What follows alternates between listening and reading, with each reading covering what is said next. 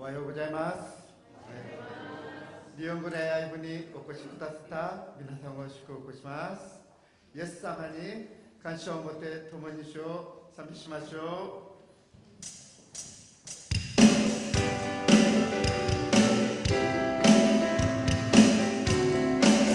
賛美します。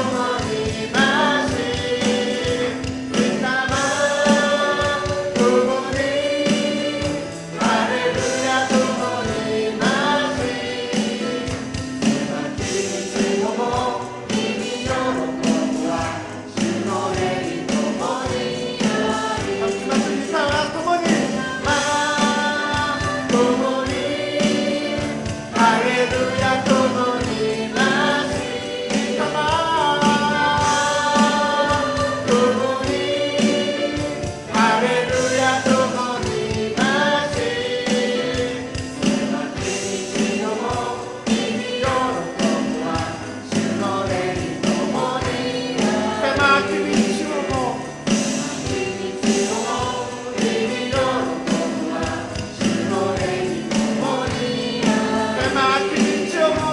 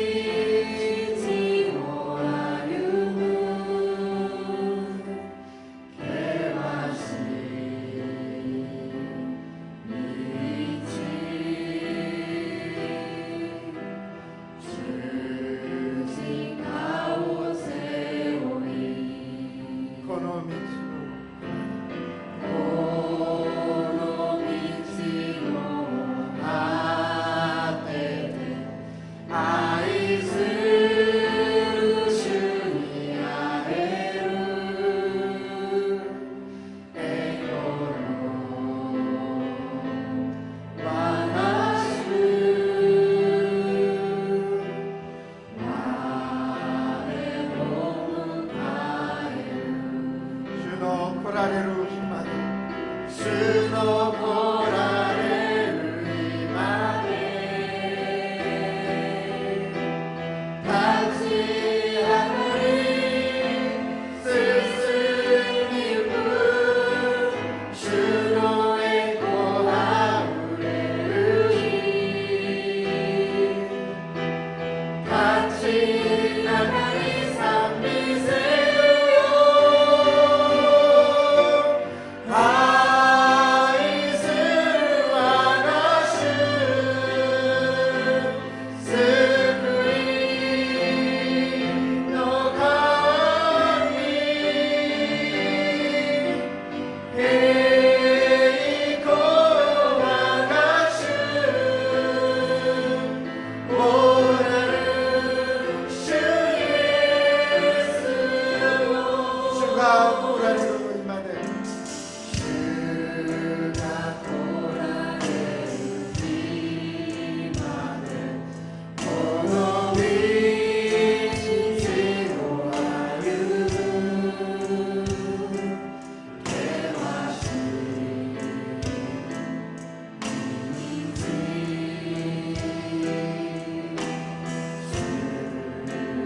道を背負いこの道の果てでこの道の果てで愛する主に会える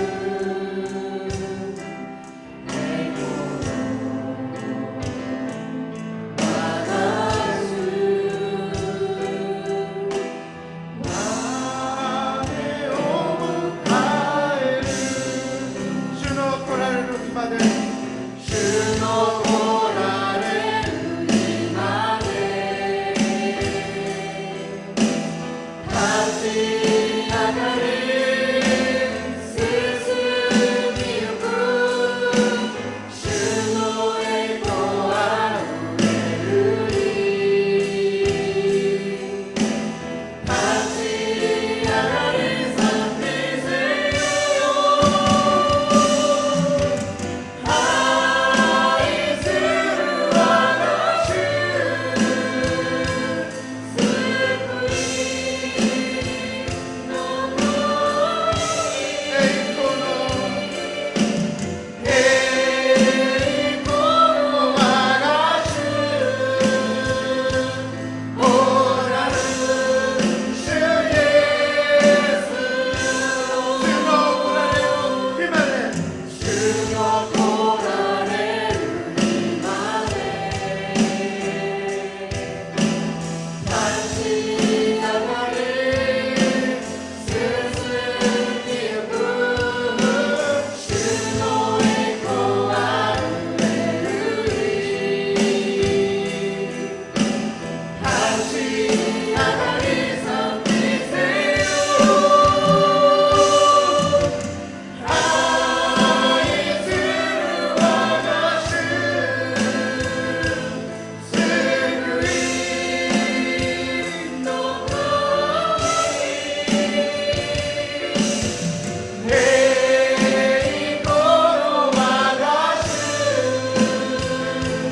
おなる主イエス愛する我が主愛する我が主救いの神栄光の我が主おなる主イエスおなるおなる主イエスおなる主イエス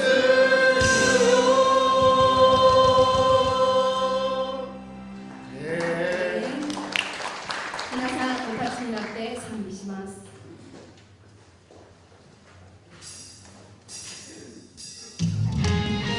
聖地を主に向かって喜びの声を上げよう。感謝を持って見舞いに進み賛賛美をもって主に喜び叫ぼう。ハレルヤ。 아멘. 예루살렘 요 고해오하네 고백하다요 아나타노 가미요 감사오 모데 이마에니 스스미 스타테오 하이세요.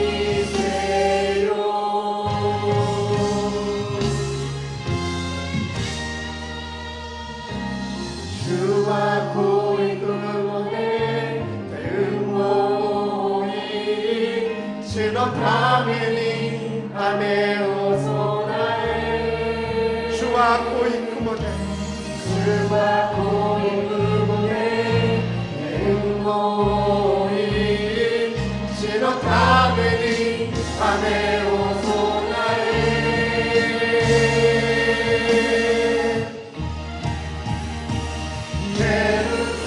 예루살렘요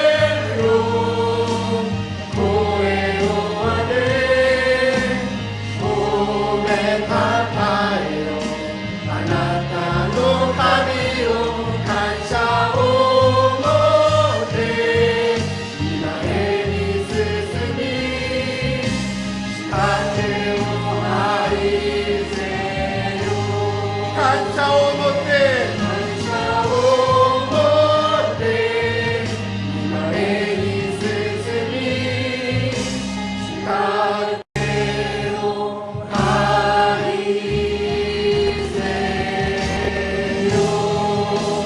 아멘 아멘.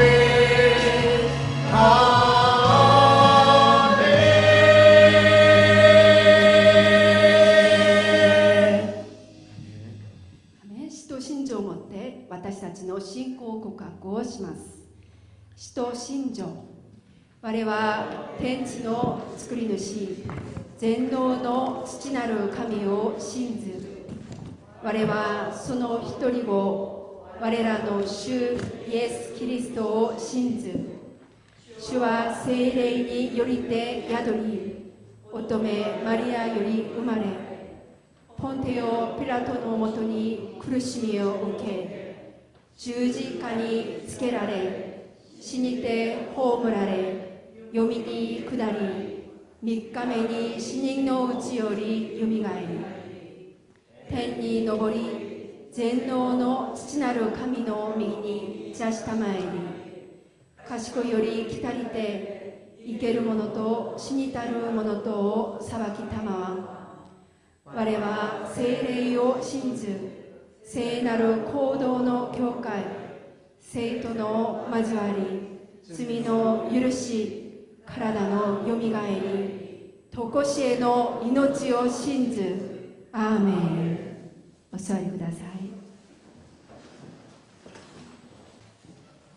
今日私たちに新しい日を与えてくださったありがとうございます。主が許してくださった主の日に主の前で徹底礼拝と賛美をお捧げします。この時間、聖霊の助けによって恵みの礼拝の時間となり、神様だけが栄光をお受けください。天の父なる神様、この時間、私たちのすべての咎と罪を告白します。罪の塞がれ、主の前に出ることができなかった私たちを十字架の血潮により、主の前に新しく生まれるものとして立たせてください。一人一人が与えられた場所で、主の希望とビジョンを持って神の御国へ向かう主のしもべとして用いてください。5月、家庭の時期を迎え、すべての家庭が主を恐れると尊い家庭となり、職場や子供たちの上に永遠に続く恵みと祝福を豊かに注いでください。特に今日は養子の手術です。あなたの父と母を敬え、あなたの神、主があなたへ主があなたへようとして主が与えようとしているその土地であなたの日々が長く続くようにするためであると語られた主よ。私たち子供に他のことより良心を敬うことを学ぶように、良心を喜ばせることを行うように導いてください。これを通じて天の父なる神の偉大さを分からせてください。親である私たちも家庭が崩壊し、揺れ動く時代の中で子供をよく養育し、真理の中で賢く立つ家庭を築き上げる知恵を与えてください。そしてまたイエス様を信じていない子供たちと親たちがイエス様に出会って本当の新しい希望を持って生きるようにしてください。子供や大人一人一人でも除外される人がないようにしてくださり、神様がくださった癒しめと平安の中に喜びあふれる生涯となりますように導いてください。主よ、ここに許してくださった日本語礼拝部のために祈ります。日本との困難な関係の中で、主が私たちを通じて計画し、ビジョンを託くようにしました。豊日本語補修校が主の計画の下、うまく定着して、ここで持続できるように祈ります。7月にあるアウトリーチを主が計画して導いてくださいますように切に祈ります。その時間、参加する方々に主の恵みが注がれ、韓国にある方々には祈りの時間としてください。日本語礼拝部がいつも主と共に歩み、働き、主の御心を知り、主に従い、熱心に仕える共同体としてくださいますように。それで日本社会に御国の希望を与え、伝え、多くの美しい実を実らせる礼拝部としてください。今日もこの礼拝のため自分の身を捧げ、主会を実践する人々がいます。重役、賛美、司会など、管理者に求められることは忠実だと書かれているので、奉仕者を通して主が高く上げられますようにしてください。そして主が責任を取ってくださった彼らの歩みに主の祝福があふれますように導いてください。特別に役員たち一人一人の上に神様の愛と恵みが豊かにありますよう。この時間、御言葉を語ってくださるウォンジョンア伝道師を賢く握ってくださり、語られる主の御言葉を通じて私たちを癒しめしてくださり、愛で正しく立たせてくださいますように。信仰で一つとなる祝福の生徒とならせてください。恵みの賛美をあげるマンドリンと聖歌隊の賛美を喜んで受け取ってくださって、聞く一人一人に恵みがあふれますように。この礼拝を通して家庭の地域にお互いの活動を改装し、許しと愛と寛容で御国を築きますようにしてください。感謝してイエス・キリストの皆を通してお祈りいたします。アーメン。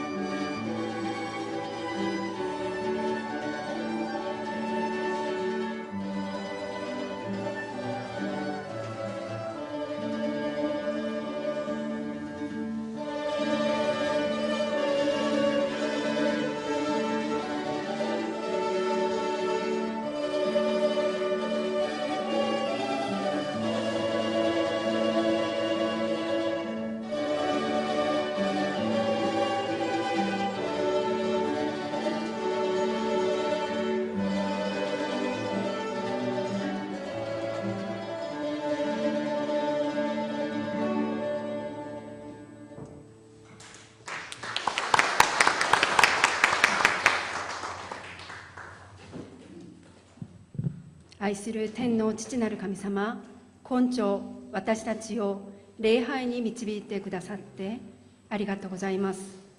いただいたものから一部を主に捧げました。どうか世界宣教、日本宣教のために豊かに用いてください。私たちがこの捧げ物だけではなく、与えられた時間、才能、物質を主のために全て捧げることができるように導いてください。捧げた方々の必要を満たしてくださり、豊かに報いてくださいますように。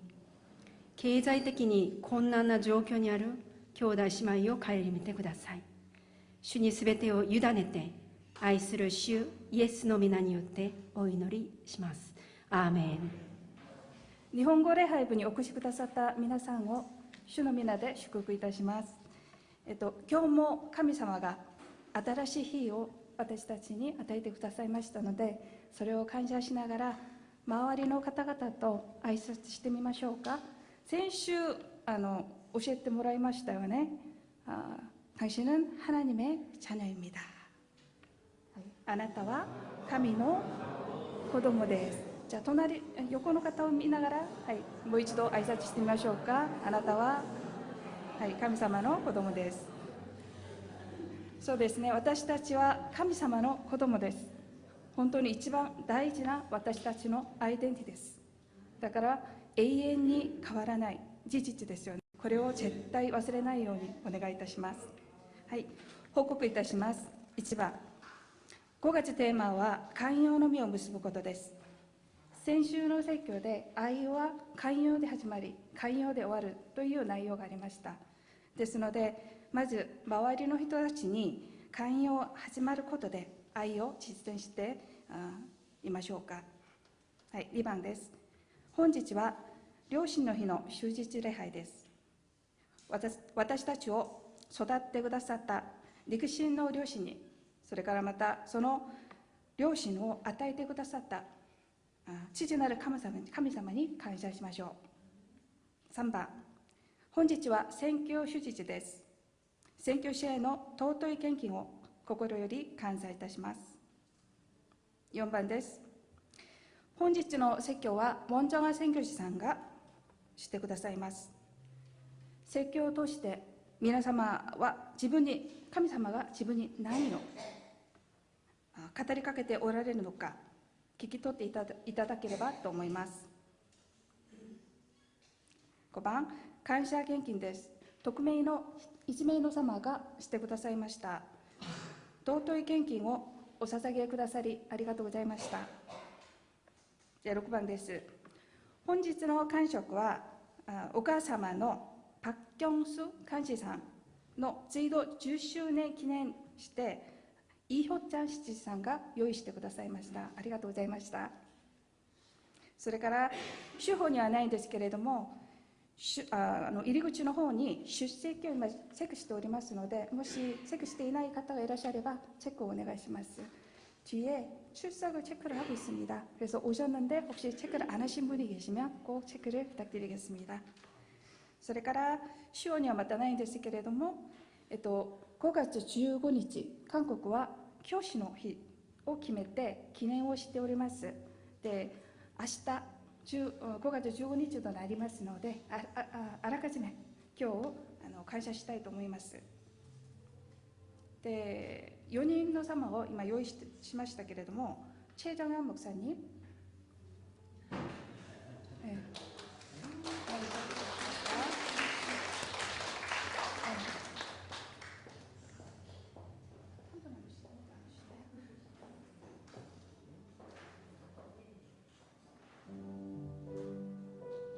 それから원정아伝道師さん、それから반주자の최영임 씨知事さん、指揮者の김미승監視さん、ちょっと前に立っていただけますか。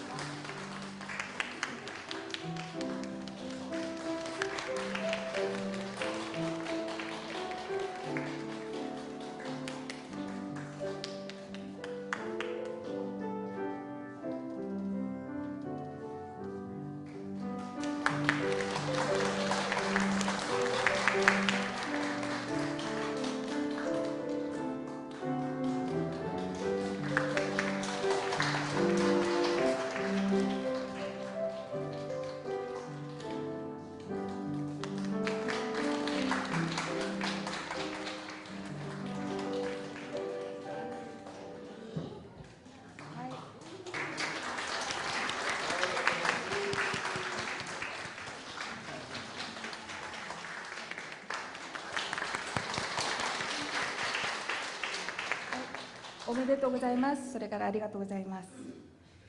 次は、今日初めて来られた方いらっしゃいますでしょうか。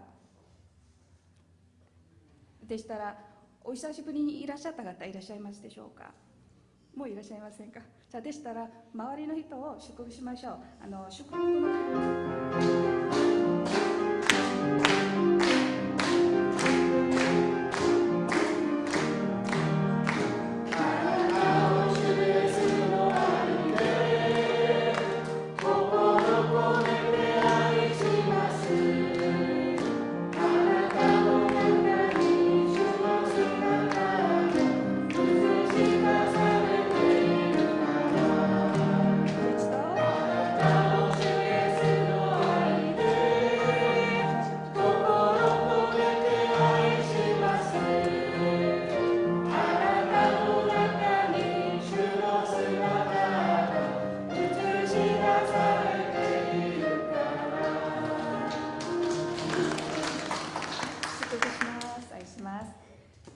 次は今日私たちに与えられた恵みの御言葉です。ヘブル人への手紙11章23節です。ヘブル人への手紙11章23節、短いですので一緒にお読みしたいと思います。まずは日本語で、それから次は韓国語で一緒にお読みします。ではまず日本語でお読みしましょう。일본어로 먼저 다 같이 읽으시고 뒤에 한국어로 같이 읽으시겠습니다. 신고によってモーセは生まれてから3ヶ月の間、両親によって隠されていました。彼らがその子の可愛いのを見、また王の命令を恐れなかったからです。아멘. 한국어로 읽겠습니다. 믿음으로 모세가 낳았을 때에 그 부모가 아름다운 아이임을 보고 석 달 동안 숨겨 왕의 명령을 무서워하지 아니하였으며. 아멘. 자, 聖歌隊の賛美の後、アムラムとヨケベテの信仰という説教題で원자와伝道師さんがお説教をしてくださいます。本日の通訳はイスム執事です。よろしくお願いいたします。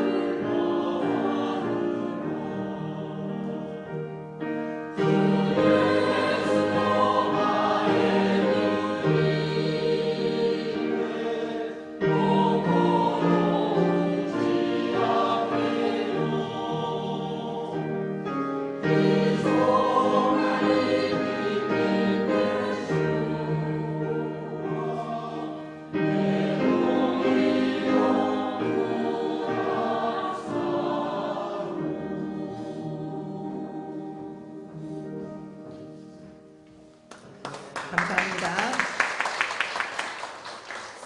너무나도 부족한데 귀한 선물 주셔서 감사하고 더 잘하라고 하시는 건 줄 알고 더 열심히 하도록 하겠습니다. 오늘 홍장민 선생님이 먼저 가셔가지고 못 드렸는데 다음 주에는 꼭 오셔서 가져가실 수 있도록 말씀을 좀 해주시기 바랍니다. 어제 있었던 그 토요 일본어 학교 그 PPT를 좀 보여드리려고 제가 잠깐 나왔습니다. 지금 3월 4일부터 잘 지금 하고 있고요. 담임 목사님께서 이번에 놀러와에서 일본인들이 많이 왔다라는 보고를 받으시고 저한테 연락이 왔어요. 혹시 토요 일본어 학교에서 참석했는 것이냐라고.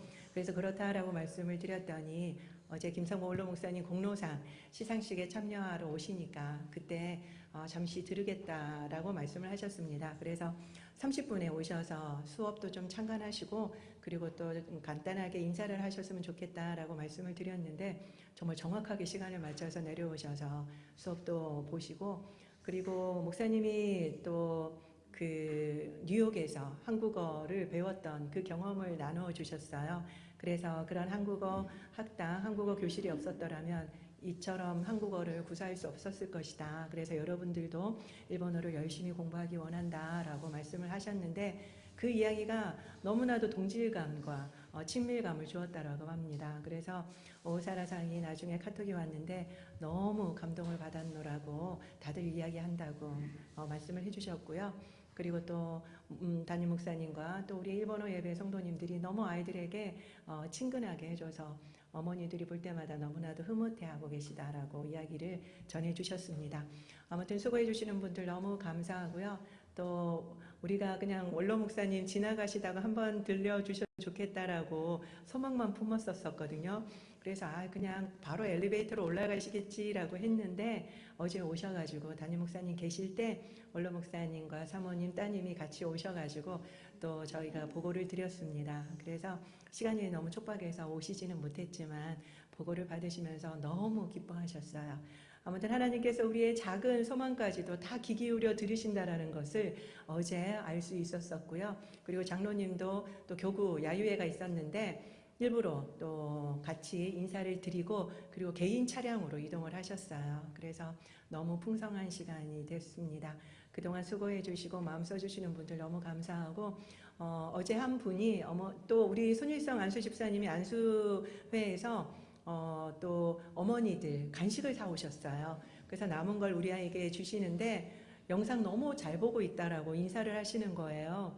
그래서 우리 김정희 권사님이 크리스찬이냐고 물었더니 아니라고. 그런데도 매주 보고 있다라고 이야기를 하시더라고요. 오사라상이 많은 학부형들이 저희 영상을 보고 있다라고 이야기를 해주셨습니다. 그래서 그분들이 영상을 보다가 꼭 예수님을 영접할 수 있도록 더 여러분들이 기도를 해주셨으면 좋겠고요. 그리고 또 오가면서 성령의 충만한 은혜를 받을 수 있도록 기도해 주시기 바랍니다. 오늘은 또 특별히 원정아 전도사님의 설교를 듣도록 하도록 하겠습니다.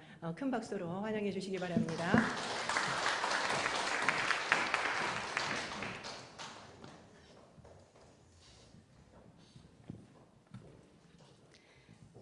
お祈りします。 기도하겠습니다. 愛する天皇父なる神様、御言葉に耳を傾けます。 하나님 아버지, 하나님의 그 음성에 귀를 기울입니다. 私たちのうちにおられる聖霊様が語ってくださいますように、 우리 안에 계신 성령께서 우리에게 말씀하여 주시옵소서. イエス様の皆によってお祈りいたします。 예수 그리스도의 이름으로 기도합니다. 아멘. アメン。今日は両親の手術です。 오늘은 어버이 주일입니다. 皆さんは5月8日どのように過ごしたでしょうか。 여러분은 5월 8일을 여러분들은 어떻게 보내셨습니까? ご両親と一緒に食事をして、またお花をあげて感謝する時間を持った方がいるでしょう。 부모님과 함께 식사를 하시고 또 꽃도 드리고 감사하는 시간을 가진 분들이 계실 겁니다. そして親である方は子供からカネーションをもらって、またプレゼントをもらった方もいるかと思います。 그리고 지금 부모님이신 분들은 자녀로부터 꽃을 받거나 그리고 선물을 받으신 분도 계실 겁니다. そして先にご両親が天に召されて親の日になったら会いたいなと懐かしく思う方も多くいらっしゃると思います。 그리고 부모님들이 먼저 돌아가셔서 어버이날에 만나고 싶다라고 그 그리운 마음을 느끼신 분들도 계실 겁니다. 皆さんにとってご両親はどのような存在ですか？ 여러분들에게 있어서 부모님은 어떤 존재이신가요? ご両親がいなければ私たちは存在しません。 부모님이 안 계셨다면 우리는 존재할 수 없었을 겁니다. 私たちはご両親と一緒に喜怒哀楽を共有しました。 우리는 그 부모님과 함께 그 희노애락을 함께 공유합니다. その時間は貴重で何とも言えない感動も与えてくれます。 그리고 그 시간은 너무나 소중해서 우리에게 뭐라 말할 수 없는 감동을 줍니다. 先に両親が天に召されて私たちのそばにいないんだけれども、両親の存在はいなくても今も私たちを支えている力になる存在です。 부모님이 먼저 돌아가신 분들은 지금 그 부모님이 옆에는 계시지 않지만 그럼에도 불구하고 부모님이라는 그 존재가 우리를 지탱해주고 있습니다. この世で完全な子供、また完全な親はいないと思います。 이 세상에서 완전한 부모 그리고 완벽한 그 자녀는 없다고 생각합니다. 罪の本性を持っているので、いくら努力して子供のために生きていても意図してなかった、場面で傷つける場合もあると思います。 죄의 본성을 가지고 있기 때문에 아무리 노력을 해도 자녀를 위해서 살아가려고 해도 의도하지 않았던 그런 그 순간에 상처를 주는 그 일들이 일어납니다. しかし完全ではなくても弱くてもご両親は偉大であって、その愛は子供たちが持っている愛よりも広くて深いのです。 그렇지만 완전하지 않아도 우리가 연약해도 부모는 그 위대한 존재로 그 자녀가 그 부모를 사랑하는 그 사랑보다 더 크고 깊습니다. 聖書の中にはさまざまな家庭が出てきてさまざまな両親の姿を見せてくれます。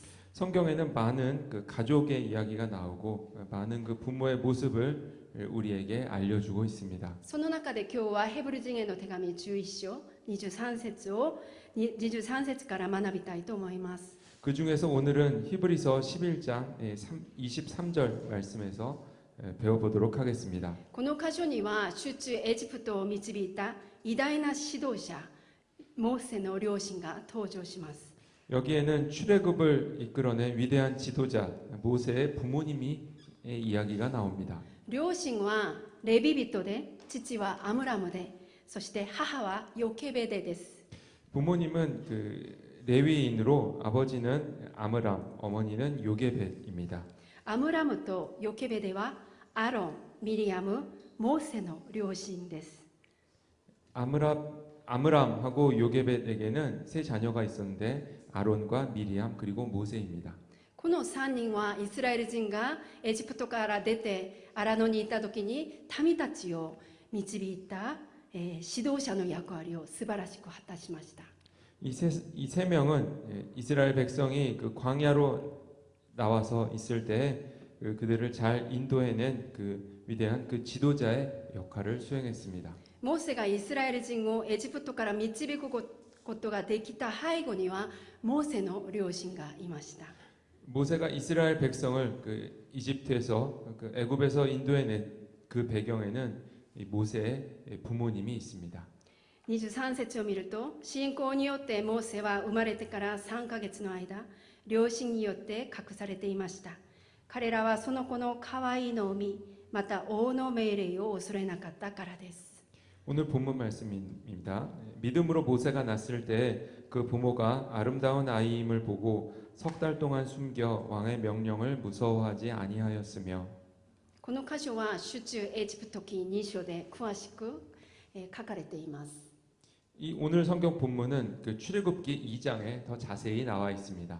モーセが生まれた時代にはイスラエルの歴史の中で本当に悲劇的で暗鬱な時代でした。 모세가 태어난 그 시대는 이스라엘 그 역사에 있어서 그 비극적이고 너무나 암울한 시기였습니다. 時間を遡ってみますと、ヤコブとその子孫は飢饉から逃れるためにヨセフがエジプトの総督になった時にカナンからエジプトに移住しました。 시간을 거슬러 올라가 보면 그 야곱과 그의 자녀들은 그 기근을 피하기 위해 그 요셉이 이집트에서 그 총독을 하고 있을 때여서 그 가나안에서 그 이집트로 이주하게 됩니다. その当時イスラエルの人数は70名でした。 당시 이스라엘 그 백성들 이집트로 이주한 이스라엘 백성들은 약 70명입니다. 彼らがエジプトに移住して430年間住みましたけれども、その人数はなんと男性だけ60万人でした。 그들이 이집트로 애굽으로 이주하고 나서 430년이 흘렀는데 그동안 그 이스라엘 백성들은 남성만 약 70만 명, 70만 명이 되었습니다. 女性と男性を入れると200万人から250万人まで増えたと言われています。 남성만 60만 명 정도였고 여성과 자녀들까지 넣으면 200에서 250만 명이었습니다. 時間が過ぎたらヨセフを知らないファラオ、エジプトの王が起こりました。 시간이 많이 흐르고 요셉을 알지 못하는 왕이 그 애굽의 왕이 되었습니다. エジプトの王はイスラエルの民が増え広がることに大変恐怖を抱きました。 그 이집트의 왕은 이스라엘 백성들이 너무 그 많아지는 것을 두려워했습니다. それで彼らを奴隷にして、そして苦役で苦しめました。 그래서 그들을 노예로 삼고 고난을 주었습니다. しかし、苦しめば苦しむほど彼らは増えるばかりです。 그렇지만 고난을 더하면 더할수록 그 이스라엘 백성들은 더 늘어났습니다. 王は人数が増えることを恐れたので、2人の助産婦に男の子ならば、その場で殺してしまうようにと命じました。 인원이 계속 늘어나는 것을 이집트의 왕이 두려워했기 때문에 2명의 그 산파를 불러서 남자아이가 태어나면 그 아이를 죽이라고 명령합니다. 残虐なことですね。 굉장히 그 잔혹한 장면이죠. しかし王は助産婦を使った方法が失敗すると今度は別な手を使いました。 그렇지만 왕은 이 산파를 이용한 방법이 실패하자 다른 방법을 생각해냅니다. それは生まれた後からでも男の子は一人残らずナイル川に放り込んで殺せという恐ろしい命令でした。 그것은 아이가 태어난 다음에 남자아이면 한 명도 남기지 말고 그 나일강에 빠뜨려서 죽이라고 하는 너무나도 무서운 잔혹스러운 명령이었습니다. 生まれた男の子を、殺すことによってイスラエルを抹殺しようとしました。 남자아이를 다 죽임으로써 그 이스라엘 백성을 아예 말살하려고 한 것이죠. これは虐殺ですね。 이것은 학살입니다. これがモーセが生まれた時の時代的な歴史の、背景です。 이것이 이 모세가 태어났을 때 그 역사적인 배경입니다. それが出エジプト記一緒に書いてあります。 이 내용이 출애굽기 1장에 나와 있습니다. 自分の子、男の子が、生まれました。でもその子を川に投げ込むように命令されたら親としてどんな気持ちでしょうか。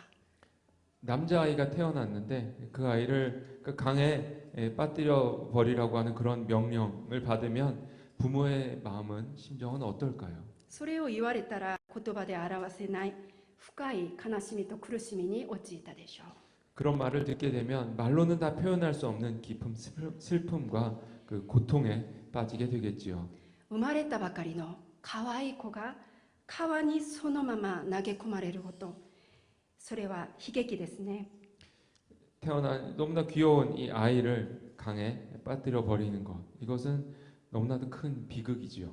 当時イスラエルの民のうちに男の子、生まれた子が川に投げ込まれて、イスラエル中はもう本当に泣き声が絶えなかったと思います。 당시에 그 이스라엘 백성들 가운데서 남자아이가 태어난 그 남자아이를 강물에 그 빠뜨려 버려야 했기 때문에 그 울음소리가 그치지 않았을 겁니다. その中でも信仰を持った両親によって新しい歴史が開こうとしています。 그러한 가운데 믿음을 가진 한 부모를 통해서 새로운 역사가 시작됩니다. レビ人でモーセの両親だったアムラムとヨケベでは自分の子が可愛いのを見て3ヶ月間隠しておきました。 레위인이었던 그 아므람과 요게벳은 자신의 태어난 그 아이를 3개월간 숨깁니다. 出エジプト記2書ではこのことが夫アムラムよりは妻ヨケベで中心に描かれています。 출애굽기 2장에 나오는 부분인데 여기를 보면 그 남편인 아므람 중심이 아닌 요게벳 아내인 요게벳 중심으로 이야기가 서술되어 있습니다. このことから妻ヨケベデが家庭をよく導いたことがわかります。 이것을 통해서 그 아내였던 요게벳을 중심으로 요게벳이 그 가정을 이끌고 있었음을 알 수 있습니다. 偉大な母の姿です。 위대한 어머니의 모습입니다. ヘブル11章23節に彼らがその子の可愛いのを見たとあります。 히브리서 21장 23절 말씀을 보면 그 부모가 아름다운 아이임을 아름다운 아이라는 표현이 나옵니다. 韓国の聖書では可愛いという言葉が美しいと訳されています。 일본어에는 카와이, 귀엽다라고 나와 있는 부분이 한국어 성경에는 아름다운으로 표현되어 있습니다. 他の英語聖書では平凡ではない特別と訳されています。 다른 번역인 영어 성경을 보면 평범하지 않은 특별한으로 번역되어 있습니다. 旧約聖書の出エジプト記2章2節では2章2節でも同じようにその子が可愛いのを見てという言葉があります。 출애굽기 2장 2절 말씀을 보면 그가 잘생긴 것을 보고라고 잘생겼다라고 나와 있습니다. それはヘブル語で頭部という言葉が使われています。 여기에는 원어 성경을 보면 히브리어에는 토브라는 단어가 사용되었습니다. 創世記1章、神様が天地万物を創造された時に被造物を見てよしと見られたとありますが、その時のよしと見られたの良いと同じ意味を持っている言葉です。 하나님이 천지 만물을 창조하셨을 때 그 피조물을 보고 보시기에 좋았더라라는 표현이 있는데 그때 사용된 좋았더라와 동일한 단어가 사용되었습니다. 両親は神様の視線で神様の目でモーセ赤ちゃんを見たということです。 이 부모는 그 어린 자녀 갓난아기를 볼 때 하나님의 시선으로 하나님의 눈으로 태어난 아기 모세를 본 것이지요. エジプトの王によって殺されるかわいそうな存在ではなくて神様の完全な計画を期待する信仰の目で見ました。 이집트 왕의 명령으로 죽게 될 그런 안타까운 존재가 아니라 하나님의 완전한 계획을 기대하는 믿음의 눈으로 그 자녀를 보았습니다. この世の価値観ではなくて神様の目線で自分の子を見ることは良いことです。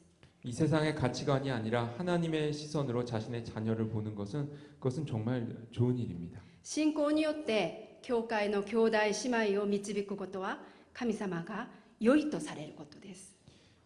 믿음으로 교회 형제 자매들을 이끄는 것은 하나님이 보시기에 좋은 것입니다. 両親はエジプトの王の命令を恐れませんでした。 그 부모는 이집트 왕의 명령을 두려워하지 않았습니다. モーセの両親はエジプトでは奴隷の身分でしたが、彼らは奴隷として歩まないで、神様の尊い民として信仰によって歩みました。 모세의 부모는 애굽에서 노예의 신분이었지만 그들은 노예로 살지 않고 하나님의 존귀한 백성으로 신앙을 가지고 살았습니다. ヘブル11章38節に書いてある通りに、この世は彼らにふさわしくありませんでした。 히브리서 11장 38절 말씀처럼 이런 사람은 세상이 감당하지 못한 겁니다. 彼らは3ヶ月間赤子を隠しておきます。 그들은 3개월간 그 갓난 아기를 숨겼습니다. 家の中で心がハラハラしてきたでしょう。 집에 있을 때에도 마음이 조마조마했을 겁니다. 息を潜んで泣き声が漏れないように必死に見守ったと思います。 숨을 죽이고 아기의 그 우는 울음소리가 새어나가지 않도록 지켜봤을 겁니다. 近くにいるかもしれないエジプト人や兵隊に発覚されたら殺されるかもしれないという恐れもあったと思います。 근처에 있을지 모르는 애굽 사람이나 아니면 그 군인들을 통해서 발견되면 죽을지도 모른다고 하는 그런 두려움도 있었을 겁니다. その中で彼らは神様に必死に祈りながら自分たちができることを最善を尽くしてきたでしょう。 그 가운데서 그들은 하나님께 필사적으로 기도하면서 자신들이 할 수 있는 최선의 것들을 최선을 다해서 했을 겁니다. 3ヶ月が経って、隠しきれなくて新しい決断を出しました。 3개월간 숨기고 더 이상 숨길 수가 없게 되자 그들은 새로운 결심을 해야만 했습니다. 彼らはパピルスの籠を取ってそれに歴世と樹脂を塗ります。 그들은 갈대 상자를 만들어서 그 안에 역청과 나무진을 발랐습니다. 皆さん画面を見ててください。 여러분 앞을 좀 봐주십시오. その画面にはパピルスがこれは歴世ですね。 이것이 역청입니다. それはアスファルトです。そして、パピルスはこのように長くて2メートルから5メートルまで伸びるんだそうです。 파피스는 사진과 같은 모습이고 2m에서 5m 정도까지 자란다고 합니다. そのパピルスで作られた籠を取って彼らは水が入らないように隙間がないように丁寧に塗って防水作業をしてきたでしょう。 그들은 갈대 상자를 만들고 그 안에 그 물이 새 들어오지 않도록 정성껏 그 역청과 나무진을 발라서 방수 처리를 했습니다. 簡単な作業ではありませんでした。 간단한 그 작업은 아니었을 겁니다. そしてその子をパピルスの籠の中に入れてナイル川の岸の足の茂みに置きました。 그리고 그 아이를 갈대 상자에 넣어서 나일강 그 연안에 쪽에 있는 갈대 사이에 두었습니다. これ以上もできることはないのです。 이 이상 더 이상 이제 더 이상 할 수 있는 일이 없습니다. 最善を尽くしました。 최선을 다했습니다. 唯一にできることはそのパピルスの籠をナイル川に流すことだけでした。 유일하게 할 수 있는 게 있었다면 그 갈대 상자를 나일강에 그 떠내려 보내는 겁니다. これ以上何もできない無力に直面する場面です。 그 이상 아무것도 할 수 없는 그 무력한 그 상황에 직면하게 됩니다. この籠は小さくてそして無力に見えますけれども実は出中エジプトの歴史を生み出すものでした。 갈대 상자는 너무나 작고 무력하게 보이지만 사실은 그 출애굽의 역사를 낳게 되는 그 사건이었습니다. この出エジプト2章にパピルス籠という単語があるんですけれどもそれは、テーベです。ヘブル語で。 이 갈대 상자라고 번역되어 있는 이 단어는 테베라는 단어가 사용됩니다. これはノアの箱舟と同じ単語です。 이것은 노아의 방주와 같은 단어입니다. 水の流れに任せるしかない箱です。 물의 흐름에 모든 것을 맡겨야 하는 그런 상자입니다. 神様の完全な介入が必要としているものです。 하나님의 완전한 개입이 필요합니다. 彼らが流したパピルス籠はナイル川に流れていきます。 그들이 떠내려 보낸 그 갈대 상자는 나일강을 따라 흘러갑니다. そしてその後奇跡が起こりました。 그리고 그 후에 기적이 일어납니다. 一緒に同行した赤ちゃんのお姉さんミリアムがどうなるかと離れてみました。 함께 그 동행했던 그 모세의 그 누나였던 미리암이 어떻게 될지 궁금해서 멀찍이 거리를 두고 따라갑니다. するとファラオの娘が水浴びしようとナイルに、下りに来て茂みの中にある、籠を見つけます。 그러자 그 파라오의 바로의 딸이 그 목욕을 하기 위해 나일강에 왔을 때 그 갈대 사이에 있던 그 갈대 상자를 발견합니다.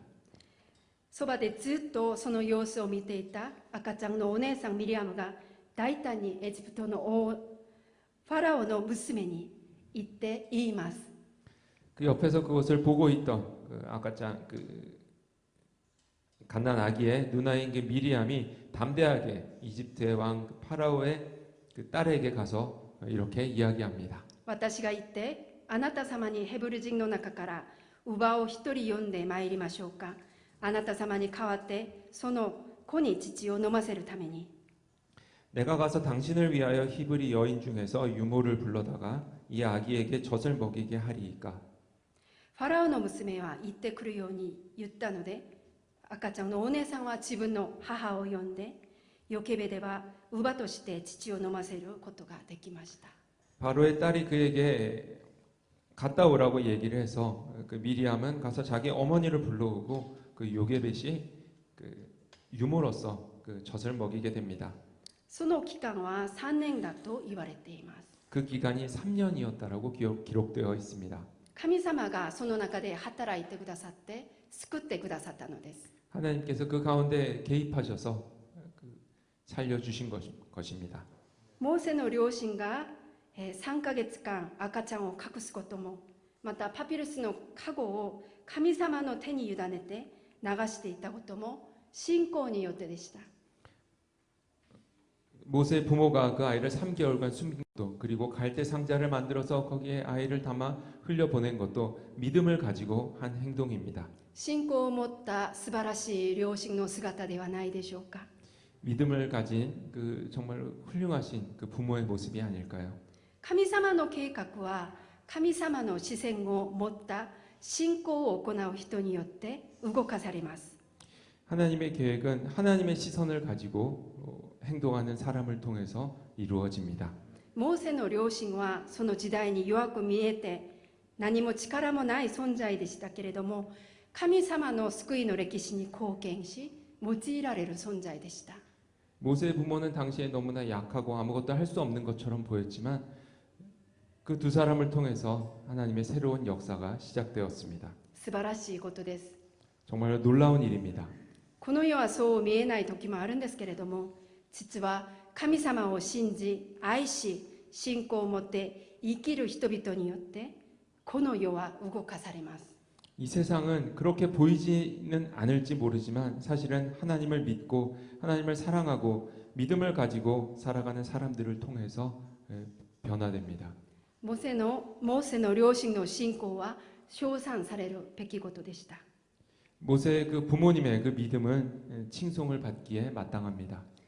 この世で自分が弱く見えても気落ちせずに歩んでくださるように願います。 이 세상 가운데서 너무나 우리가 약해 보이더 하더라도 낙망하지 말고 나아가시기를 소원합니다.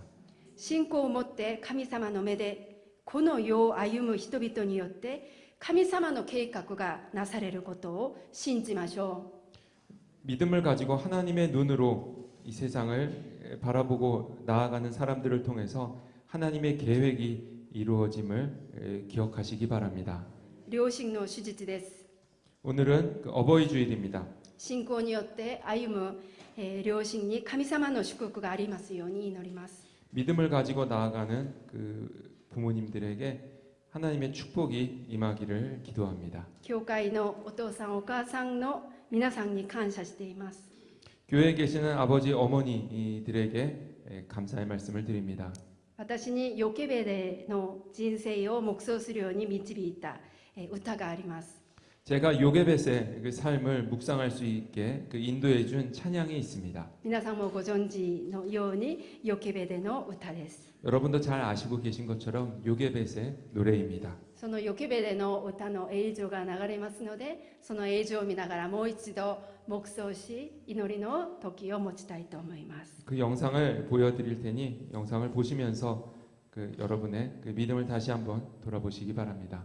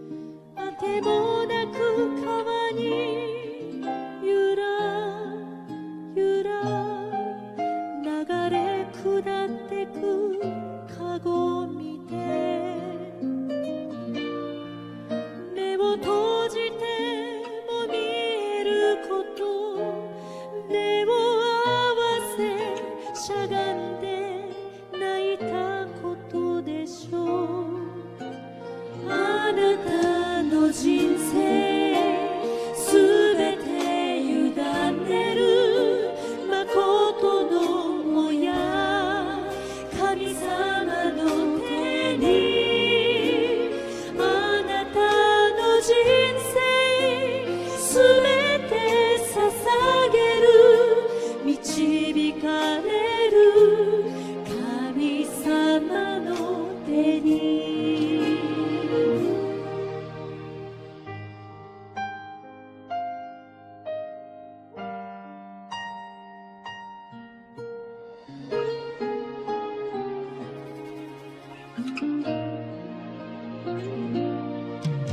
어떤 마음이었을까 그녀의 두 눈에 눈물이 흐르고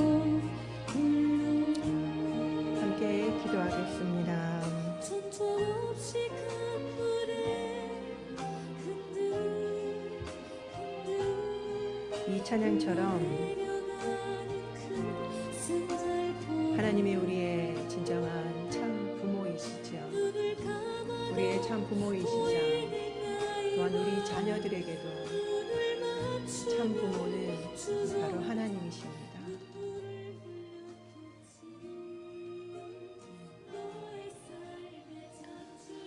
우리에게 참 부모를 주신 그 하나님께 감사를 드렸으면 좋겠습니다. 우리가 육신의 부모님으로부터도 많은 사랑을 받았지만 또 많은 상처도 받지요. 그렇지만 우리의 삶의 참 주인 되신 우리의 참 부모 되신 하나님으로부터는 정말 아낌없는 지지와 사랑을 받지 않았습니까? 그리고 또한 우리의 자녀들이 그 참 부모가 지키고 있음을 우리가 믿었으면 좋겠습니다. 우리가 이 자녀들을 위해서 기도하고 염려하지만 가장 좋은 곳으로 주시는 하나님은 그 자녀를 지키고 계심을 믿으시기 바랍니다. 이 시간에 하나님께도 감사를 드리고 또 우리에게 생명을 주셔서 이 땅에 태어나게 하신 우리 육신의 부모님께 감사하는 시간을 가졌으면 좋겠습니다. 그분의 어떠함이 우리가 그분이 가지고 있는 것이 우리가 존경의 이유가 될 수는 없습니다. 우리에게 생명을 주신 그 가치가 우리가 그분들을 존경하고 순종해야 하는 충분한 이유가 되십니다. 이 시간에 우리가 부모님이 아직도 살아계시다면 부모님에게 감사하는 시간을 가지고 또 우리 하나님께 감사하는 시간을 가집시다. 또한 부모님들이 연세가 드실수록 아이가 돼요. 자녀들을 노엽게 하지 말라고 했죠. 주의 교양과 훈계로 가르치라고 했습니다. 그것은 우리 자녀들에게만 하는 말씀이 아니라 아이가 되고 있는 우리 부모님을 향한 우리의 실천 과제입니다.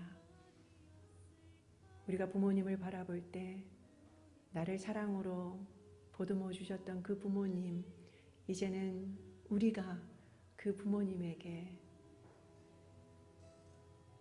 부모가 되어서 그 역할을 하는 저희들이 되게 해달라고 무조건 받아주셨던 그 부모님의 그 사랑을 이제 아이가 돼가고 있는 우리 육신의 부모님에게 그 사랑을 베풀 수 있는 저희가 되게 해달라고 함께 이 시간에 기도하도록 하겠습니다. 그렇습니다. 우리는 누군가의 자녀이고 또한 누군가의 부모입니다. 또 수많은 인간관계 가운데서 사랑도 받지만 얼마나 많은 상처도 받습니까? 그럼에도 불구하고 우리의 참 주인 되시고 우리의 참 부모 되시는 하나님 아버지를 우리에게 주심으로 인하여서 우리는 어떠한 상처도 어떠한 아픔도 넉넉히 이길 수 있음을 고백합니다. 하나님, 우리에게 주신 부모님, 우리에게 주신 자녀들 감사합니다. 때로는 부모님이 우리가 원하는 부모님이 아니라 할지라도 우리에게 생명을 주신 그 자체만으로 우리가 감사하며 존경하며 우리가 또한 순종해야 함을 이 시간에 다시금 고백합니다. 연세가 드실수록 점점 더 아이가 되어가는 그 부모님을 바라보며 왜 부모님이 저럴까라고 생각하지 않고 이제 내가 부모의 역할을 이제 해야 하는구나, 하나님이 우리에게 그 역할을 시키시는구나 라고 생각하며 우리가 더욱더 부모님이 우리에게 베풀어 주셨던 그 조건 없는 사랑을 우리 연약한 부모님을 향하여서 베풀 수 있는 자들이 되게 하여 주시기를 원합니다. 하나님, 더욱더 하나님께 감사하며 더 육신의 부모님께 감사하는 오늘이 되게 하여 주시기를 원합니다. 또한 우리가 더 순종하지 못하고 더 공경하지 못했던 그 모든 잘못된 것들을 용서하여 주시고 더욱더 인내하며 주 안에서 순종하라 하셨으니 하나님, 그 말씀은 말씀에 부합되냐 부합되지 않느냐의 말씀이 아니라 네가 할 수 없는 그 순간에도 주님의 능력으로 더 순종하라는 그 말씀으로 우리가 더 인내하며 나아가는 저희들이 되게 하여 주시옵소서.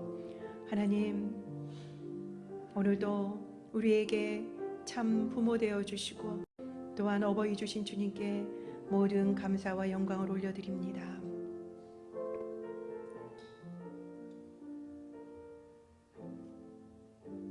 이 시간에 토요 일본어 학교를 위해서 기도합시다. 계속 연장이 될 수 있도록 기도해 주시고 그리고 또한 그들 가운데 정말 예수님을 인격적으로 만날 수 있는 자들이 많이 나올 수 있도록 기도합시다. 그리고 또한 영상을 보는 그 학부형들이 함께 예배를 드리며 또한 주님을 영접할 수 있도록 기도합시다. 그리고 7월 또한 아울리치를 위해서 기도합시다. 하나님의 모아주시는 그 사람들 그리고 어떠한 그 일정들 통해서 우리에게도 유익함이 넘치고 그리고 또한 일본인들에게 기쁨과 또한 복음을 증거하는 귀한 시간이 될 수 있도록 해달라고 함께 기도하도록 하겠습니다. 기도하겠습니다.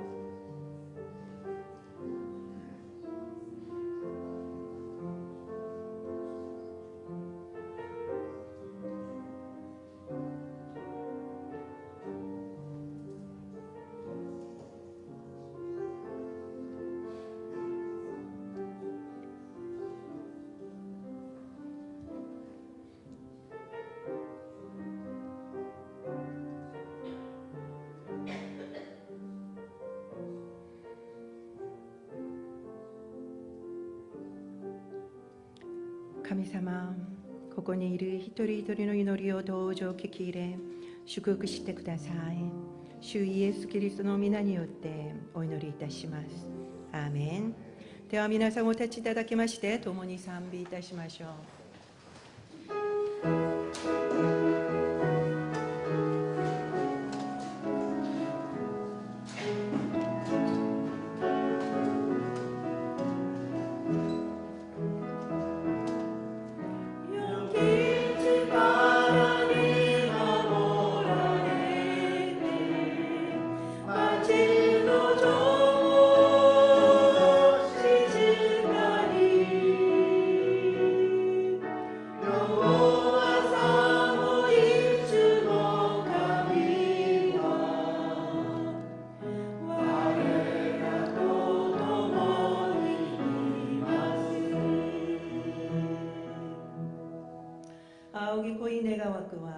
主イエスキリストのお恵み、父なる神のご愛、聖霊の親しきお交わりが、ここにいる皆様とご家族の上に豊かにあらんことを。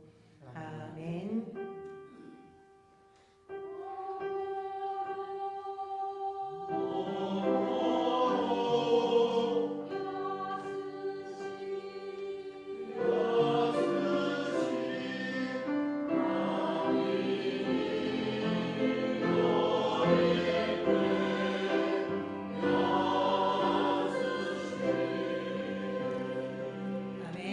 イエス様に感謝の足を捧げましょう。